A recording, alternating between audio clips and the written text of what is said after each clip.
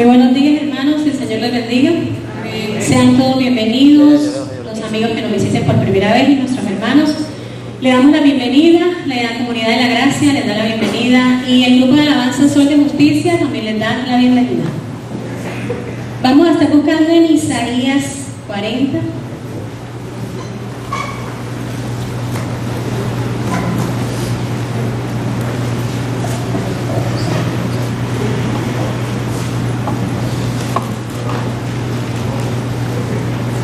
Vamos a leer Isaías 40 del 28 al 31.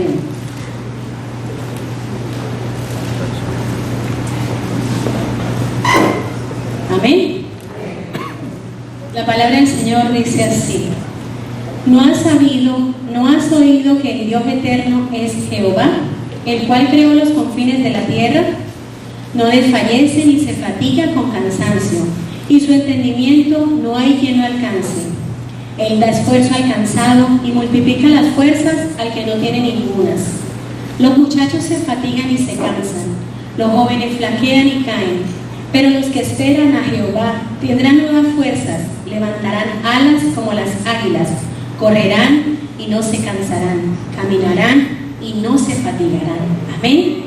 Aquí vemos que tenemos un Dios grande, hermanos, un Dios poderoso que siempre está a nuestro lado, que nosotros en nuestra mente finita no tenemos ni idea de lo grandioso que Él es, porque Él es un Dios con una mente infinita, ¿verdad? Y su poderío es grande sobre toda la tierra. Dios no se cansa, Él jamás está cansado para ayudarnos, hermanos. Cuando nosotros nos sintamos en aflicciones, si estamos solos, tenemos que saber que no es así, que tenemos un Dios grande, que siempre está allí para hacernos seguir adelante, para ayudarnos. Porque si los muchachos se fatigan, los niños, ¿verdad?, se cansan, muchas veces físicamente, ¿qué queda para nosotros? Y espiritualmente a veces estamos cansados, estamos fatigados, pero el Señor es el que renueva nuestras fuerzas. Él es el que nos da fortaleza para que nosotros sigamos adelante. Nosotros le clamamos en cualquier circunstancia y el Señor siempre está allí para orar. Él no se cansa jamás, Él no se fatiga, Él nunca está ocupado para escucharnos. Él siempre está atento, su oído, a nuestras oraciones, ¿verdad? Y Él es el que nos dice: hijos, adelante, porque yo soy quien multiplica tus fuerzas, yo soy el que da esfuerzo a ese cansancio que muchas veces tienes espiritual también. Así que en esta mañana vamos a estar adorándole al Señor, vamos a estar diciéndole a nuestro Rey, ¿verdad?, que Él es grande y que, bueno, como dice su palabra, no estaremos cansados. Así que los invito a ponerse de pie para que adoremos a nuestro Dios, porque nosotros que esperamos a nuestro Rey somos como las águilas, ¿verdad? Nuevas fuerzas tendremos. Amén.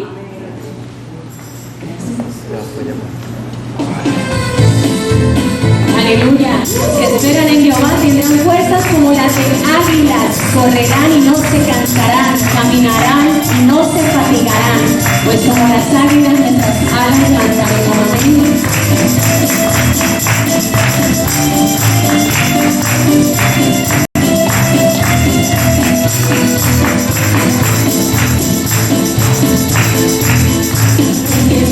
Los que esperan en Jehová, los que esperan en Jehová, como las águilas,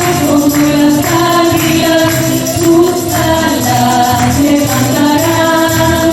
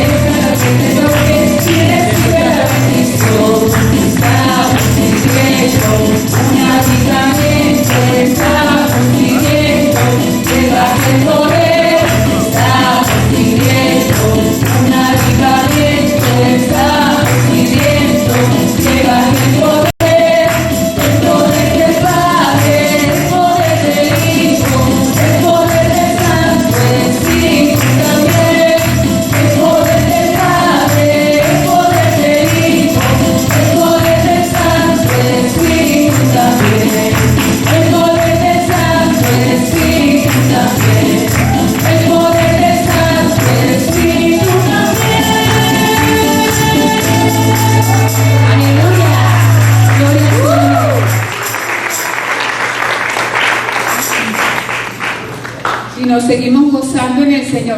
¿Quiere estar aquí para gozarse? Amén. Amén, Señor. Recibe toda la alabanza de tu pueblo.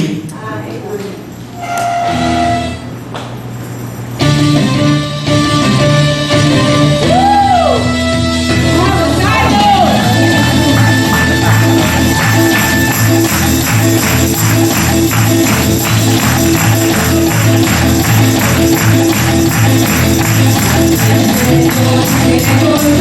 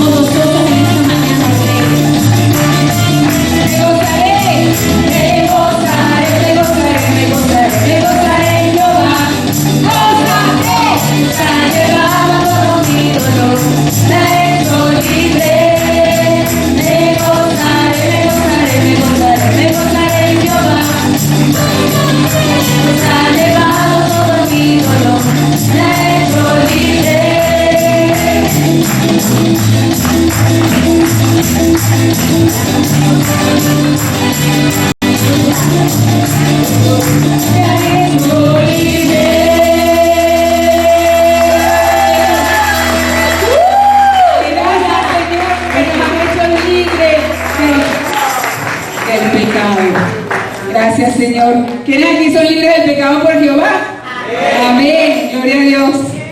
Bueno, hermanos, pueden sentarse. Ahora le damos la más cordial bienvenida a nuestro hermano Daniel Pedreira, que nos trae el devocional del día de hoy. Buenos días, mis hermanos. Dios les bendiga. ¿Cuántos se gozan en este día con el Señor? Nos gozamos y disfrutamos de esta libertad tan grande que Dios nos ha dado, ¿verdad? Él nos quitó de una esclavitud a la cual nosotros veníamos, muchos durante muchos años, otros que de repente Dios se le apareció por su gracia, por su misericordia, y hoy pueden disfrutar de una libertad en la cual en el mundo nosotros estábamos oprimidos, y fuera de esa libertad hoy podemos gozarnos y disfrutar con todos los beneficios que trae creer en su palabra. Quiero darle la más cordial bienvenida. Si alguna persona hoy nos visita por primera vez, por favor que levante su mano. Una, dos personas, por favor, no la bajen. Tres personas. Las hermanas de protocolo le hagan llegar una tarjeta donde van a escribir sus datos, por favor. El hermano de este lado, la hermana. ¿Cómo le dice la comunidad de la gracia de los que vienen por primera vez? A la una, a las dos y a las tres. Bienvenidos, sigan viniendo. Esta es su casa. Gloria a Dios. Quiero que los hermanos me acompañen en Éxodo, capítulo 14, versículo 8. Mientras que lo buscan, vamos a hablar un poquito sobre esto, que el tiempo es corto. El pueblo de Israel había sufrido, había estado preso de la esclavitud durante 430 años. ¡Wow! Después de esta esclavitud, Dios prometió al pueblo su libertad, que el tiempo había llegado, y ellos partieron con una mano fuerte de parte de Jehová, quien los había sacado de Egipto. Y fíjense que vamos a hacer referencia a lo que había sucedido aquí. Quiero que recuerden, muchos de los que han leído, los que han visto películas, muchos han escrito también, que el pueblo estuvo viendo grandes prodigios y milagros, las 7 plagas. Lo último que ellos presenciaron es que cuando el príncipe de Egipto, el rey, había declarado matar también, como se había hecho anteriormente, al primogénito de todos, Dios tuvo misericordia de su pueblo. ¿Y qué fue lo que pasó? Sucedió que murieron todos los primogénitos de los egipcios, ¿verdad? Y leemos así, 14, capítulo 8. Y endureció Jehová el corazón de Faraón, rey de Egipto, y él siguió a los hijos de Israel, pero los hijos de Israel habían salido ¿con qué? Con mano poderosa. Gloria a Dios. Él los guiaba. No era Moisés. Moisés era un instrumento del Señor, bendecido, pero la mano que los guiaba, quien los llevaba, era el Señor. Recuerden todo lo que habíamos hablado, que habían visto todos estos prodigios, todas estas grandes cosas. Yo, por ejemplo, si hubiera ido, o usted, cosa que aquí no pasa hoy en día, ¿no? De tantas cosas que Dios hizo por nosotros, nosotros nunca dudamos, ¿verdad? Siempre estamos, ok. Entonces, dice así, capítulo 10. Y cuando Faraón se hubo acercado a los hijos de Israel, alzaron sus ojos, y aquí que los egipcios venían tras ellos, por lo que los hijos de Israel temieron en gran manera y clamaron a Jehová. Y dijeron a Moisés: ¿no había sepulcros en Egipto que nos has sacado para que muramos en el desierto? ¿Por qué has hecho así con nosotros que nos has sacado, de Egipto? Oiga, hermano, nosotros hemos salido de la esclavitud, Dios nos ha libertado, nos ha sacado, nos ha mostrado, hemos visto su preciosa misericordia en nuestras vidas, por enfermedades, por situaciones, por hijos desobedientes, por alcoholismo, infinidades de cosas. Y cuando se nos presenta un problema, lo primero que hacemos es dudar, decaer. Pero ¿por qué no hacemos memoria de lo que Dios hizo con nosotros anteriormente? ¿Acaso si Él dio a su Hijo para que fuese maltratado, para que su sangre fuera derramada y por su llaga fuimos salvados y sanados, cuando ni usted ni yo lo merecíamos, cómo Él no nos va a dar todas las otras cosas que nosotros estamos siempre en duda de qué es lo que Dios puede hacer por nosotros y dudamos y tenemos tensiones en el negocio o en cualquier área de nuestra vida? Deberíamos, ¿sabe qué? Ponernos de rodillas y pedirle perdón a Dios por dudar tanto de Él. Decirle gracias, Señor, por tu misericordia. Gracias, Señor, por todo lo que has hecho. Gracias, Señor, por lo que me has sacado de la esclavitud donde yo vivía. Soy un desagradecido. Quiero venir ahora a adorarte, pero reconociendo y conociendo sinceramente quién es este Dios verdadero. No es un Dios de mitología, es un Dios vivo, real, un Dios que ha beneficiado sus vidas, mi vida, la vida de todos nosotros. A Él le damos la gloria, a Él le damos la honra. Para Él vivimos y por Él vivimos. Amén.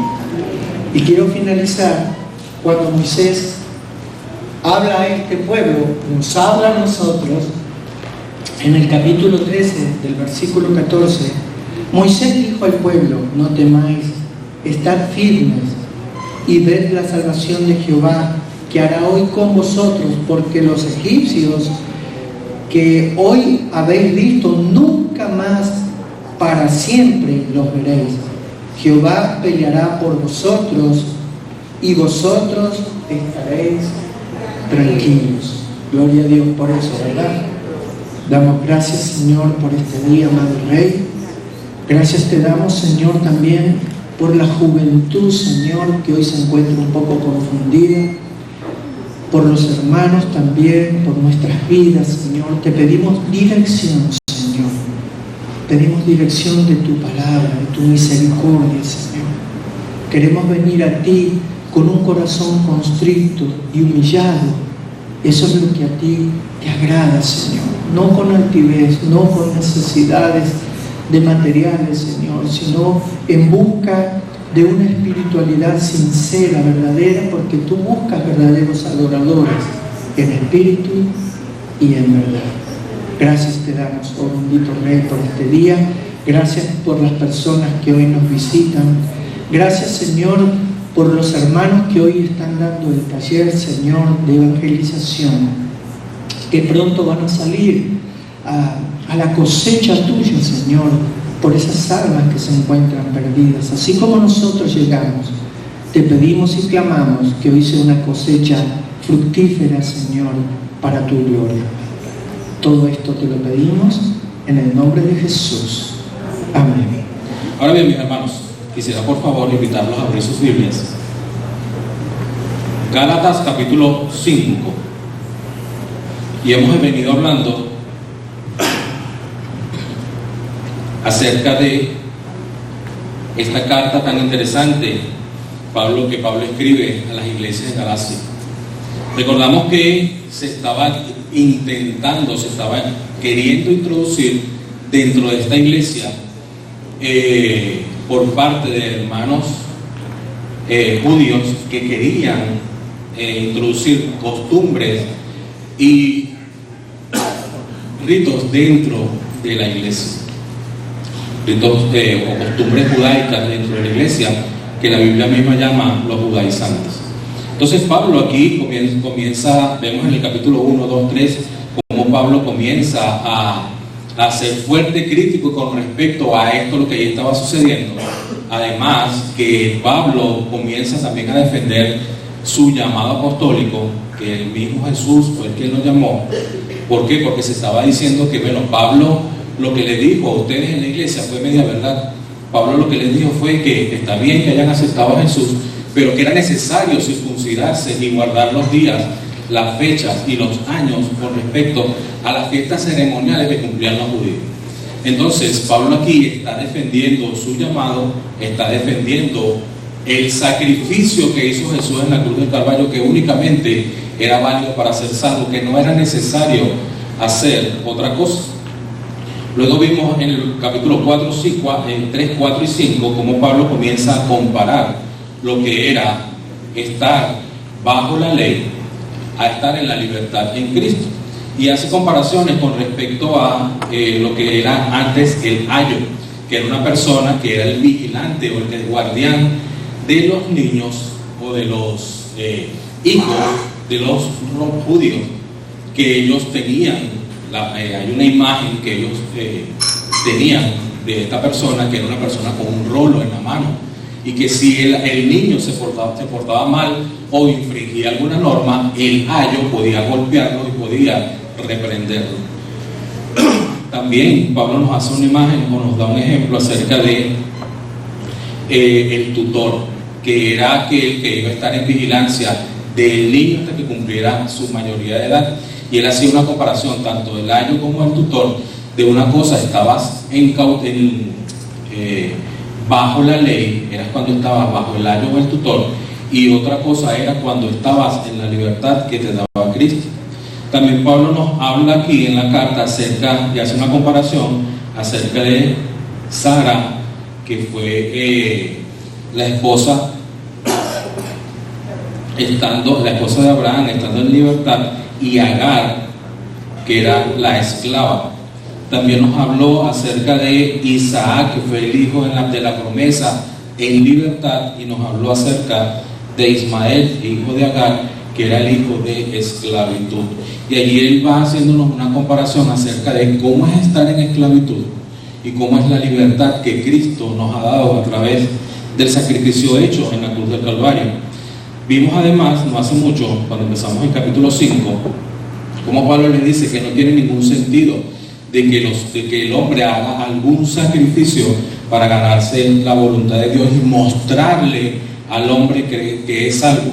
Si la persona quiere hacer algo para mostrar realmente que Dios está con él, él habla algo con respecto a hacer acciones de gracia, hacer favores a las demás personas. Lo que Gálatas capítulo 3, versículo 13, capítulo 5, versículo 13 dice: porque vosotros, hermanos, a libertad fuisteis llamados, solamente no uséis la libertad en ocasión para la carne, sino servíos por amor los unos a los otros. Es decir, que si quieres mostrar el amor de Dios a otras personas, tú no tienes que circuncidarte, no tienes que guardar ningunos días, ninguna fiesta, sino que tienes que mostrar ese amor a otras personas. Y además dice, porque toda la ley, el versículo 14, en esta sola palabra se cumple: amarás a tu prójimo como a ti mismo. Y aquí es interesante porque Pablo no es que se comió un pedazo de lo que Jesús también había dicho en cuanto amarás primeramente a Dios sobre todas las cosas y amarás a tu prójimo como a ti mismo. No es que Pablo se comió ese pedazo, no es que la Biblia se equivocó, sino que Pablo les está hablando aquí de las leyes ceremoniales, no le está hablando de lo que eran los 10 mandamientos aquí al pueblo, a los judíos. Le está hablando en cuanto a las leyes, cumplimiento de las leyes ceremoniales. Es por ello que dice, si ustedes van a hacer algo, hagan ofrendas de amor. Pablo además hace una distinción, que fue lo que empezó nuestro hermano William Salamanca el domingo pasado, entre lo que es la carne y lo que es el espíritu. El versículo 16 dice: digo pues, andad en el espíritu y no satisfagáis los deseos de la carne. Esos deseos de la carne es lo que conocemos como la concupiscencia, porque el deseo de la carne es contra el espíritu, y el del espíritu, y vemos aquí ese espíritu escrito con E mayúscula, está hablando de Espíritu Santo. Dice, y del espíritu es contra la carne, y estos se oponen entre sí, para que no hagáis lo que quisierais. Pero si sois guiados por el espíritu, no estáis bajo la ley. Y aquí vamos a hablar hoy acerca de lo que es lo que es el fruto del Espíritu Santo, pero continúa Pablo en el versículo 19 y dice: y manifiestas, que fue la prédica del domingo pasado, es decir, no puede, esa palabra manifiesta es, no puede equivocarse. Mira que son visibles, son pecados y vicios que reinan en el mundo. Mira que eso no se puede ocultar. Lo que habla, cuando habla de las obras, dice: y manifiestas son las obras de la carne, que son adulterio, fornicación, inmundicia, lascivia, idolatría, hechicería, enemistades, pleitos, celos, iras, contiendas, disensiones, herejías, envidias, homicidios, borracheros, orgías y cosas semejantes a estas, las cuales os amonesto, como ya los he dicho antes, decir que lo entendimos en el capítulo 2 de esta misma carta, cuando Pablo le reclama a ellos que ellos, muchos tenían y hablaban, mantenían relaciones con personas fuera de la iglesia y venían después a la iglesia a comentar lo que habían hecho. Y es un reclamo que ya Pablo les había dicho. Y le dice: como los he dicho antes, que los que practican tales cosas no heredarán el reino de Dios. Ahora bien, una cosa es las obras de la carne, lo cual no podemos confundir con obras del Espíritu, porque no se llaman obras del Espíritu, se llama el fruto. Uno, es como si usted pelara una mandarina y cada gajito de mandarina tiene 9 diferentes sabores. Entonces, es un solo fruto, que es el amor. Entonces, ¿qué dice Pablo? Gálatas del 22 al 23 dice: mas el fruto, está hablando en singular, el fruto del Espíritu es amor, gozo, paz, paciencia, benignidad, bondad, fe, mansedumbre, templanza. Contra tales cosas no hay ley. Padre, en el nombre de Jesús, te pido, mi Señor, que seas tú ministrando en este día, Señor, tu palabra, que seas tú dándonos entendimiento, Señor, acerca de lo que hoy vamos a tratar, Señor, acerca del fruto del Espíritu Santo, y poder entender cada uno, Señor, de estos sabores, Señor, de este fruto, Dios, que provienen única y exclusivamente de ti. Dios, te lo pido en el nombre de Cristo Jesús. Amén. Un concepto de fruto, en términos generales, se refiere a todo producto que se obtiene de la tierra, especialmente designada a las plantas y a los frutos de estos. Frecuentemente se usa en la Biblia como en términos o en sentido figurado. Juan capítulo 15, verso 2 nos habla Jesús acerca de que todo pámpano en mí lleva fruto, que no lleva fruto lo quitará, y todo aquel que lleva fruto lo limpiará para que lleve más fruto. También significa en la vida cristiana, mis hermanas, las actitudes y las acciones, el feliz resultado de mantener una relación íntima con Dios. Mateo 7:16 nos dice que por sus frutos lo conoceréis. El versículo 16 dice: por sus frutos lo conoceréis. ¿Acaso se recogen uvas de los espinos o higos de los abrojos? Así, todo buen árbol da buenos frutos, pero el árbol malo da malos frutos. No puede el buen árbol dar malos frutos, ni el árbol malo dar frutos buenos. Todo árbol que no da buen fruto es cortado y echado al fuego. Así que por sus frutos los conoceréis. Ahora bien, unas observaciones antes de iniciar con respecto al fruto. En primer lugar, mis hermanos, el fruto es del Espíritu Santo. Dios no nos manda ni nos fuerza a que nosotros como seres humanos produzcamos el fruto del Espíritu Santo. Eso es de Él. Eso es fruto o proviene del Espíritu de Dios. Segundo, no es que ese fruto se va a producir de manera instantánea. Eso va a ir llevando su tiempo. el crecimiento o el fruto del Espíritu Santo en cada uno de nosotros va a ir llevando su tiempo paulatinamente. Cuando nosotros, o cuando ese fruto del Espíritu Santo va a comenzar a crecer en cada uno de nosotros, primero tenemos que morir al yo. Primero nosotros tenemos que arrepentirnos de nuestros pecados, aceptar al Señor Jesús como nuestro único y suficiente Salvador, y en ese momento en que somos sellados por el Espíritu Santo es que Él viene a morar en cada uno de nosotros y comienza el trabajo de lo que es la santificación progresiva, y en ese momento comienza el Espíritu Santo a trabajar ese fruto en nuestras vidas. Entonces no es algo que yo me convertí hoy y ya el Espíritu Santo empiezo a mostrar el amor ágape de Dios, eso lo vamos a hablar ahorita, comienzo a mostrárselo a todo el mundo si ni siquiera conozco qué es el amor ágape. Entonces eso va a ir poco a poco en crecimiento en cada uno de nosotros. Tercer lugar,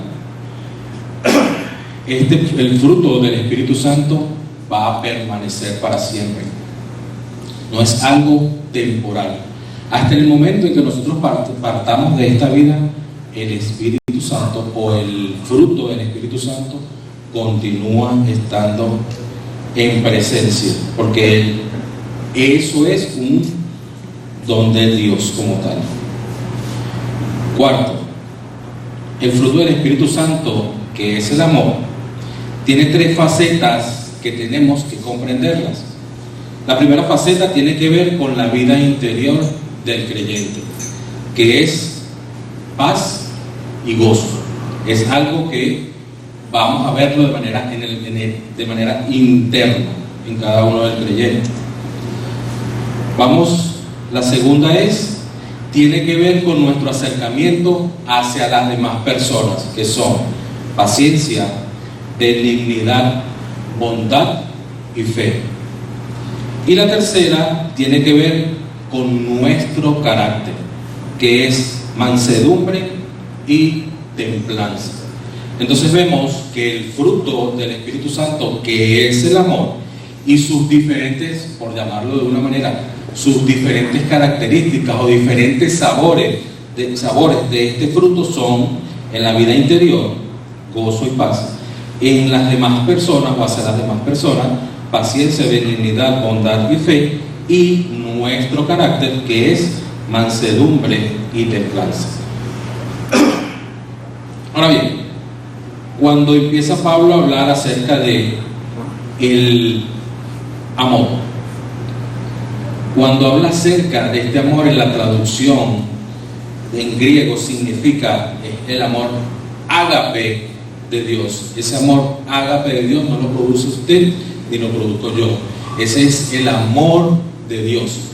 Entonces, este amor ágape significa afecto, buena voluntad, amor, benevolencia, un espíritu afectuoso, la habilidad del poder y la determinación de amar a la gente así no te amen a ti. Qué interesante es que Dios todavía continúa amando a las personas cuando muchas personas sencillamente no aman a Dios. Pero tal fue su amor, que lo vemos en Juan 3:16, que Él entregó a Jesús, a su único hijo, para que muriera en esa cruz de Calvario por todos. Él no excluyó a nadie, Él los incluyó a todos, solo que tienen que aceptar el sacrificio de Jesús para poder ser salvos. Entonces, aquí vemos cómo Dios, en ese amor ágape, se ve en Juan 3:16, porque de tal manera amó a su único hijo, amó al mundo, que entregó a su único hijo, para que todo aquel que en él crea no se pierda, mas tenga vida eterna. Eso es el amor de Dios, porque ninguno de nosotros, mis hermanos, va a entregar a su hijo por sacrificio o en sacrificio por una persona que ni siquiera los quiere. Ese es el amor de Dios, un amor incomprensible, un amor que realmente nosotros humanamente no podemos entender, pero ese es el amor de Dios. ¿Sí? Ahora, ¿cuáles son las características de este amor? Vámonos a 1 Corintios capítulo 13 y dice: versículo 4. El amor es sufrido, es benigno. El amor no tiene envidia. El amor no es jactancioso, no se envanece, no hace nada indebido, no busca lo suyo, no se irrita, no guarda rencor, no se goza de la injusticia, mas se goza de la verdad. Todo lo sufre, todo lo cree, todo lo espera, todo lo soporta. El amor nunca deja de ser. Pero las profecías se acabarán y cesarán las lenguas y la ciencia acabará. Porque en parte conocemos y en parte profetizamos. Mas cuando vengan los perfectos, entonces lo que es en parte se acabará.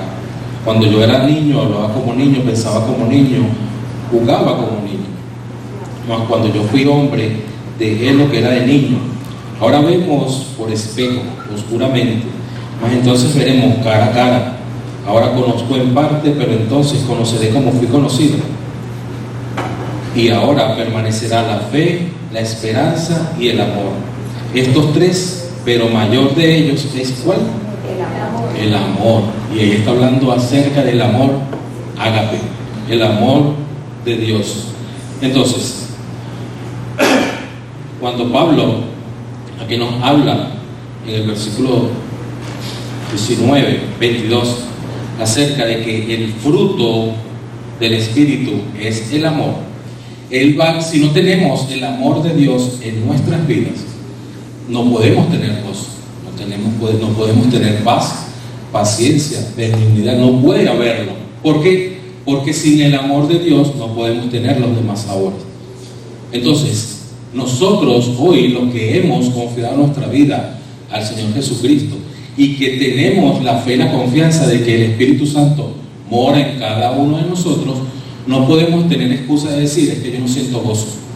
Pero si tú tienes el amor de Dios en tu vida, si tú conoces el sacrificio que hizo Jesús en tu vida, si tú conoces que Jesús te perdonó todos tus pecados, ¿cómo no vas a sentir gozo? Es que muchas veces se confunde lo que es gozo con alegría, y ya lo vamos a ver. Ahora, ¿qué es gozo? El gozo no se puede confundir con alegría. La alegría es algo temporal. La alegría, tú estás alegre cuando todo te sale bien, cuando tienes un buen trabajo, tienes un buen jefe, no tienes problemas ni dificultades. Pero cuando llegan los problemas y las dificultades, cuando no tienes empleo o cuando llega una enfermedad, se acaba esa alegría y viene la tristeza. El gozo no se acaba. ¿Por qué? Porque al tú saber que el Señor Jesús murió por ti en la cruz del Calvario y que todos tus pecados te han sido perdonados y que al momento en que tú partas de esta tierra vas a pasar la eternidad con Dios, eso es algo que no tiene explicación, pero es un gozo que tú no puedes dejar de tener. ¿Por qué? Porque tu gozo está única y exclusivamente anclado en el amor que tiene Dios para ti. Y esa seguridad de ese gozo te lo da es el Señor, porque Él es el que nos lo prometió en su palabra, y como tal, y como Él no es mentiroso, sabemos que es verdad. Sabemos que ese gozo que nosotros quizás sintamos, por supuesto que vamos a estar tristes, eso es parte de nuestros sentimientos, pero vamos a sentir el gozo de que en algún momento vamos a estar en su presencia. Vamos a estar gozosos porque sabemos que la eternidad futura la pasaremos con Él. Muchas veces los que hemos perdido familiares, que estos familiares están en Cristo, por supuesto que nos sentimos tristes, es algo normal, pero cuando hemos entendido de que esa persona parte con el Señor, hay algo en nosotros que nos da esa tranquilidad y ese gozo de que sabemos de que ellos van a partir y partieron con el Señor. Doble porción. Oye, hermana, ¿qué me quiere decir? Ahora bien, ¿qué nos habla la Biblia acerca del gozo? El gozo es un deleite y encanto de tener una relación directa con Dios. Es mantener una armonía con Dios a través de la lectura de su palabra y de la oración. es el entusiasmo espiritual de conocer a Dios, es querer siempre estar en su presencia, es el placer de ver la voluntad de Dios cumplirse a pesar de las situaciones, es el regocijo que se siente cuando muchas personas se convierten. Cuando usted le predica a alguien y esta persona acepta al Señor Jesús como su único y suficiente Salvador, es algo que usted no puede, usted quizás lo puede comparar con la alegría, pero eso es un gozo. ¿Por qué? Porque usted sabe que esa persona no se va a perder. Allí es cuando usted se da cuenta de que el propósito por el cual Jesús murió en la cruz del Calvario, allí se está cumpliendo, cuando Él dice en su palabra que no quiere que nadie se pierda. Hoy muchos hermanos van a experimentar ese gozo en el Señor cuando ellos estén predicando en La Vega, cuando estén predicando aquí en Montalbán, los que salgan del taller de evangelismo, que luego van a ir a practicarlo.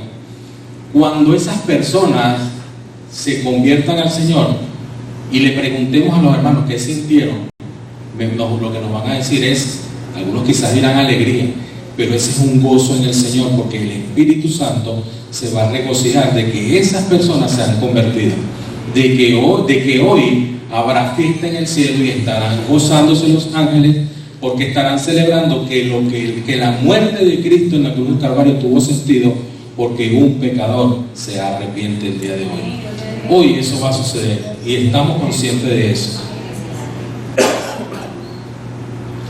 También gozo es que a pesar del sufrimiento, a pesar de que la persona esté sufriendo, se deleita porque Dios cumplió su propósito. Ejemplo, Pablo estando preso, él decía que él se gozaba y estaba preso, y decía, me gozo en el Señor por ustedes, le dijo a los efesios en la carta, me gozo en el Señor por ustedes, y Pablo estaba preso. Y esto me trajo a recuerdo una experiencia que tuve con un primo. Sus hijos son 3 primos, y ellos estaban desde muchachitos, no se hablaban. Ellos se cortaron la relación como hermanos. ¿Qué pasó? Que él enfermó, lo operaron, y bueno, él, antes de partir con el Señor, estando en cuidados intensivos, pidió reunirse con sus hermanos, con sus hijos, perdón. Y él se gozaba, y estando ya en el lecho de muerte, se gozaba y disfrutaba. ¿Por qué? Porque sus hijos se habían reconciliado. Como hermanos, ya se habían reconciliado. Y no solo se habían reconciliado como familia, se habían reconciliado con el Señor. Entonces, eso es, a pesar de la dificultad, él estaba gozoso. ¿Por qué? Porque Dios utilizó ese momento para poder reconciliarlo como familia. Entonces, también allí tenemos que poder entender que a pesar de las situaciones, también Dios puede utilizar esa situación para que la persona se goce en la presencia de Él, porque se está cumpliendo el propósito de Dios. El otro sabor o la otra característica es paz. Vamos a decir primero qué no es paz. Paz no es la ausencia de conflictos. Paz no es que vamos a tomar unas vacaciones para olvidarnos de la realidad. Paz no es que nos vamos a callar y vamos a evadir los problemas. Eso no es paz. Paz es una tranquilidad sobrenatural que Dios nos da a pesar de la tempestad. Es una paz que Él nos va a dar, que muchos la hemos sentido cuando queremos tomar una decisión y le oramos al Señor y le clamamos y decimos, yo voy a accionar porque yo siento paz en mi corazón. Pero hay personas que dicen, no hermano, yo no tomé la decisión porque no sentía paz. Eso no es usted, ese es el Espíritu Santo en usted que le está diciendo, hágalo. Usted siente paz en su corazón, hágalo. Pero usted no siente paz, por supuesto, no lo haga. ¿Por qué? Porque entonces allí es cuando vienen las consecuencias. Porque si sale mal, ¿qué va a suceder? Oye, no escuché la voz de Dios. Entonces allí es cuando tenemos que estar prestos en nosotros poder, en estas oraciones y clamándole al Señor, poder escuchar y entender la paz de Dios que esta paz de Dios, mis hermanos, como dice la palabra, sobrepasa todo entendimiento. No entendemos lo que está pasando, se está cayendo la casa, pero yo tengo paz. ¿Por qué? Porque esa paz nos la da es el Señor.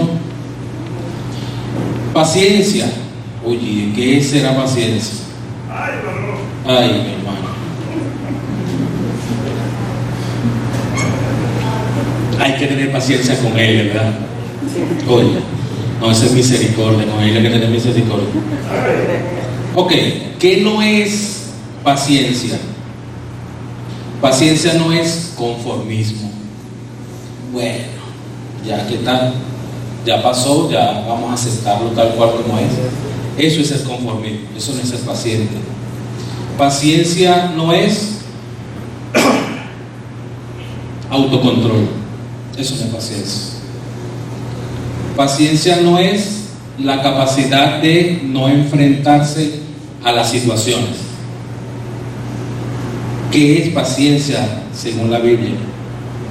Es la perseverancia en las tareas que Dios nos ha dado a cada uno de nosotros, a pesar de que muchos hayan tirado la toalla. Cuando Dios nos da una tarea, nosotros tenemos que ser pacientes en Él. Que Él, si nos colocó en ese lugar, Él va a hacer. Así todos hayan bajado del barco, pero Dios te manda a que tú sigas allí, que te esfuerces, como le dijo Josué, y seas valiente. Esfuérzate y sé valiente. Está allí, mantente firme, sé paciente. Paciencia también es, ser paciente, es aguardar o soportar lo que es la ira y el enojo. Cuando una persona te hace mal, es entender de que con tu actitud esa persona va a llegar al arrepentimiento y va a confiar en Jesús y se va a arrepentir de sus pecados. Con nuestra actitud paciente, a pesar de que las personas nos hagan mal, nosotros les vamos a mostrar a esas personas de que nosotros no somos iguales a ellos y que nuestra paciencia, que no es de nosotros sino que es del Espíritu Santo, esas personas van a llegar al arrepentimiento. ¿Por qué? Porque se va a cumplir la palabra de Dios con nuestra paciencia. Paciencia también es tener una visión clara. La paciencia nos va a llevar a tener una oportunidad y un momento para tomar la decisión. ¿Se recuerdan cuando Noé hizo el arca? No había agua, no había lluvia. Y él decía, va a llover, pero si nunca había llovido. Entonces, ¿qué pasó con Noé? Que él hizo el arca y fue paciente y esperó en Dios de que eso iba a suceder. Entonces, cuando Dios nos ha dado una palabra de que algo va a suceder, tenemos nosotros que ser pacientes. ¿Por qué? Porque no va a ser en nuestro tiempo, sino que va a ser en el tiempo kairos de Dios. Ahora, benignidad. ¿Qué es benignidad? ¿O qué no es benignidad? Benignidad no es ser sociable o amigable. Tampoco es una virtud humana de darle a otras personas algún tipo de limosna. Eso no es ser benigno. Bíblicamente, ¿qué es benigno? Es el amor de Dios que fue derramado por cada uno de nosotros a través de Jesús en la cruz del Calvario. Eso es benignidad. Es entregarse por completo para el beneficio integral de las personas.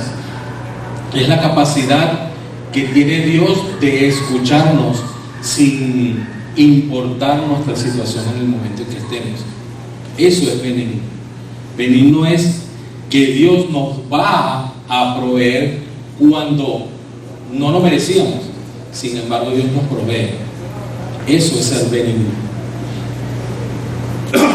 Bondad. ¿Qué no es bondad? Bondad no es sentir lástima por otra persona. Bondad no es darle limosnas a un mendigo. Bondad no es ayudar a la persona cuando tú tienes tiempo. Eso no es bondad.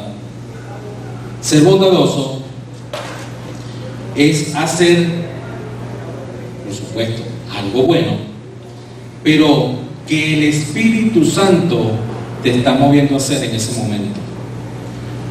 Es dejarte usar por el Espíritu Santo para ayudar a otra persona, no importa el momento que esté pasando. ¿Se recuerdan cuando Pedro iba y el paralítico le dice que le dé dinero y le dice, no tengo, pero de lo que tengo te doy? ¿Sí? ¿Se recuerdan ese pasaje? ¿Qué sucede? Ahí es cuando nosotros también tenemos que aplicar ese tipo de bondad. Si una persona a nosotros nos pide dinero, podemos darle, pero ¿qué va a suceder con esta persona? Tú lo vas a ver todos los días allí porque se acostumbra a ello. Entonces, si tú, en vez de darle dinero, le das palabra y le dices, un Dios te bendiga, Cristo te ama, eso va a fortalecerlo aún más. Si su corazón está dispuesto a ello, lo va a fortalecer mucho más que cualquier dinero que nosotros le demos. ¿Por qué? Porque estas personas se acostumbran a que le estén dando dinero y muchas veces ni siquiera es por necesidad. Ayer venía con mi esposa y veía a 3 muchachitos que estaban atravesados en la autopista pidiendo dinero, pero no se veían, por lo menos físicamente, con ningún tipo de necesidad. ¿Qué es lo que estaba pasando? Que se acostumbran a estar pidiendo dinero y a estar jugando con la bondad o la benevolencia de las personas, porque uno lo ve y dan lástima, y entonces uno dice, bueno, yo soy cristiano, tengo que ayudar, pero ¿estamos ayudando realmente? Una vez me preguntaron, si alguien te pide real en el metro y tú, siendo cristiano, tú le das dinero, ¿tú crees que está bien? Y yo dije, bueno, creo que sí. Me dice, no. ¿Por qué? Porque estás violando una norma. Estoy violando una ley del metro. Entonces, no vemos y no pensamos cuando realmente tenemos que hacer actos de buena voluntad o favores o poder ayudar a una persona, si lo estamos realmente ayudando o estamos colaborando con el vicio y la mala costumbre de esta persona. Fe, vamos a ir para ir terminando. Fe. ¿Qué no es fe? Fe no es credulidad, no es ser ingenuo como un niño, a pesar de que nos dicen que tengamos fe como un niño por ahí, quienes son hasta ingenuos como un niño. Eso no es fe. Tampoco es la que tiene muchos, yo sé que aquí en la iglesia no los hay, pero que tienen muchos vagos que están en la casa. Entonces no van en búsqueda de trabajo, sino que dicen, Dios me va a proveer. Pero ¿y si no sales a buscar trabajo? ¿Cómo Dios te va a proveer? Y hablo en cuanto a los jóvenes, a los muchachos. Si no buscan un empleo, ¿cómo Dios lo va a proveer? Entonces, hay un dicho, bueno, pero es que si Dios viste a las flores del campo y provee a las aves, sí, es verdad. Sí, si cuida de las aves, cuida de mí, pero las aves vuelan a buscar su alimento y ellas van, buscan su alimento y vuelven al nido. Entonces salga del nido, busque el alimento y venga nuevamente como proveedor también de la casa. Ahora, ¿qué es fe? La fe es, evidentemente, con la visión que tiene un visionario como la tuvo Noé, es realizar la voluntad de Dios, es realizar lo que Dios nos ha mandado a hacer. ¿Por qué? Porque sabemos que la fe, como don de Dios, Dios lo que quiere es que nosotros actuemos, Dios lo que quiere es que nosotros hagamos, que demos ese paso inicial para Él actuar. Pero si nos quedamos paralizados, sencillamente Dios no va a poder hacer nada porque no va a cumplir su promesa. porque Él dice que tenemos nosotros que dar nuestro paso de fe para Él poder iniciar. Eso lo que va a hacer es como crecer, vamos a nosotros crecer espiritualmente cuando damos ese paso de confianza, de fe en Dios, que Dios es el que va a proveer. La fe es poder confiar en otra persona abiertamente, confiar en otro hermano para que colabore y crezca dentro de la iglesia. Es poder nosotros invertir en otro hermano para que el cuerpo de Cristo crezca también en gran manera. Mansedumbre. Vamos a ver qué no es mansedumbre. Mansedumbre no es ser un cobarde. Mansedumbre no es evitar los conflictos. Mansedumbre no es no confrontar a las personas. Eso no es mansedumbre. Mansedumbre no es proteger nuestro status quo, es decir, nuestro lugar. Eso no es mansedumbre. Mansedumbre, lo que nos habla la Biblia, Mateo 21:5, es actuar de manera no violenta ante las situaciones. Eso es mansedumbre. Mansedumbre es desarmar a las otras personas sin necesidad de atacarlo de manera física, sino a través de las palabras. Mansedumbre también es asumir de que muchas personas van a ser agresivas con nosotros y nosotros tener la capacidad de poner la otra mejilla. Eso es mansedumbre, pero no es ser tonto. Nosotros tenemos también que, como dice la palabra, ser mansos como la paloma y astutos como la serpiente. Si tú ves que te golpean la mejilla derecha y vas a poner la izquierda, no estás siendo ágil como la serpiente, porque eso lo que quiere, lo que significa es que con tu actitud tú vas a mostrarle a la persona que tú no eres igual a ella. Pero si te están cayendo a palo, te vas a quedar allí como un manso o como un menso. Allí es cuando nosotros tenemos que actuar entonces como la serpiente, ser astutos. Si vemos que nos están maltratando, y hablo ya de manera física, no espiritual, lo que tengo que hacer es alejarme, ser astuto, no confrontar, ser manso. Allí es cuando nosotros tenemos que evitar la confrontación. Y nosotros, cuando baje la marea, poder hablar y confrontar a las personas con las palabras. Y esa va a ser una manera de que el Espíritu Santo trabaje en estas personas. ¿Para qué? Para que lleguen al arrepentimiento también. Templanza. Para terminar, ¿qué no es templanza? Templanza no es reprimirse uno, es decir, me quedo callado y no digo lo que pienso. Eso no es templanza. Eso sencillamente es no querer decir la verdad en muchas oportunidades. ¿Qué es templanza? Según 1 Corintios capítulo 9, Filipenses, Pedro, nos habla de autodisciplina. Son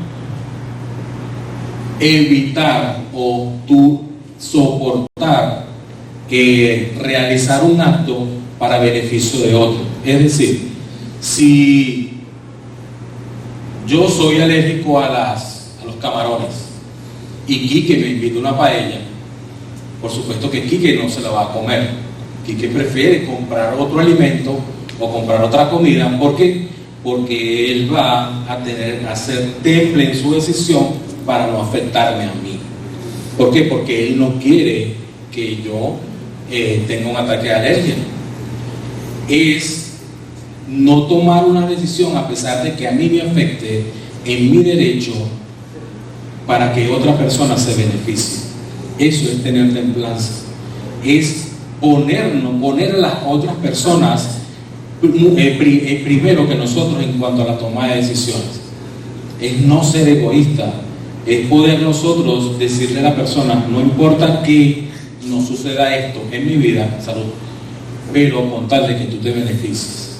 Eso es tener templanza, tener autodisciplina, que es poner todo bajo el señorío del Señor, hasta poner las mismas personas por encima de nosotros. Ahora bien, en resumen, mis hermanos, el fruto del Espíritu Santo, que es el amor, tiene algunas imitaciones y algunas oposiciones. El fruto del Espíritu Santo tiene como imitación el sentimentalismo y tiene como oposición el odio. Uno de los sabores del Espíritu Santo, que es el gozo, tiene como imitación la diversión o la alegría, pero como oposición tiene la miseria. La paz tiene como imitación la calma, como oposición el alboroto. La paciencia tiene como imitación la dureza, pero tiene como oposición la impenitencia. El fruto o el sabor del fruto de benignidad tiene como imitación ser permisible y como oposición ser cruel. La bondad tiene como imitación ser respetable, pero como contraposición o como oposición la maldad. La fe, la imitación es la resignación y la oposición es el cinismo. La mansedumbre tiene como imitación la debilidad y como contraposición la brutalidad. La templanza, como último, tiene como imitación ser rígido, pero como oposición es ser lisonjero o licencioso. En conclusión, mis hermanos, cada uno de nosotros, quienes hemos recibido a Jesús como único y suficiente Salvador, mora en nuestras vidas el Espíritu Santo de Dios. William hablaba esta mañana y tocó un texto bíblico, que recibiréis poder cuando hayas recibido ¿a quién? El Espíritu Santo. Y ese Espíritu Santo produce en cada uno de nosotros, si usted recibió a Cristo como Señor y Salvador, Él produce en nosotros el fruto del amor. Y ese fruto de amor va a traer en cada uno de nosotros paz, paciencia, gozo, benignidad. No podemos decir que yo no soy paciente si tengo al Espíritu Santo. Yo no puedo decir que no tengo gozo si tengo al Espíritu Santo. Yo no puedo decir que yo no soy manso, porque si usted tiene al Espíritu Santo, ese fruto o ese sabor de ese fruto se tiene que ir desarrollando en su vida. ¿Por qué? Porque ya en usted mora el Espíritu Santo de Dios. Entonces, no podemos decir, o no podemos ir por la vida nosotros maltratando a las personas porque yo no soy manso, o porque yo no soy benigno, o porque yo no tengo fe. No podemos, porque ya no hay excusa, porque ya en usted mora el Espíritu Santo de Dios. Ahora bien, mis hermanos, el fruto del Espíritu Santo nos indica unidad, mientras que las obras de la carne son plurales y originan conflicto y confusión. El fruto del Espíritu origina armonía, pero las obras de la carne van a luchar entre sí. El fruto del Espíritu contribuye a la unidad y a la perfección del cuerpo de Cristo, es decir, su iglesia. El fruto del Espíritu ayuda en las debilidades a triunfar. Las obras de la carne destruyen, debilitan y condenan al creyente. El Espíritu ayuda a orar, a buscar más de Dios. Por Él es que Él intercede por cada uno de nosotros, según Romanos 8:26. El Espíritu fortalece, hace perseverar. La carne debilita, apaga espiritualmente sin compasión. Solo el Espíritu Santo, mis hermanos, nos va a hacer victoriosos, ya que cada uno de nosotros ese fruto del Espíritu no está subsumido a ninguna ley, tal como lo dice aquí. Contra tales cosas no hay ley. ¿Cómo podemos limitar el amor de Dios?